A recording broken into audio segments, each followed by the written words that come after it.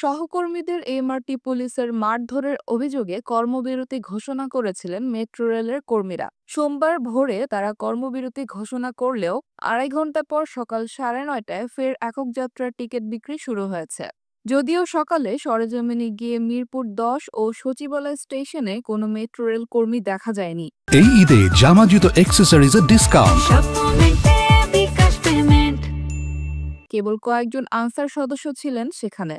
MRT police সদস্যরা Dhaka mass transit company লিমিটেডের ৪ জন কর্মীকে মৌখিক ও শারীরিকভাবে লাঞ্ছিত করার ঘটনার প্রতিবাদে এই কর্মবিরতি ডেকেছিলেন মেট্রো রেল কর্মীরা। পরে এমআরটি পুলিশের সদস্যদের বিরুদ্ধে ব্যবস্থা নেওয়ার উদ্যোগের পর কাজে ফিরেছেন তারা। ঢাকা ম্যাস ট্রানজিট কোম্পানি লিমিটেডের ব্যবস্থাপনা পরিচালক ফজলুল হক সংবাদ মাধ্যমকে বলেন, বিষয়টি নিয়ে মন্ত্রণালয় একটি কমিটি করেছে। যারা এই ঘটনায় জড়িত তাদের শাস্তির আওতায় আনা হবে।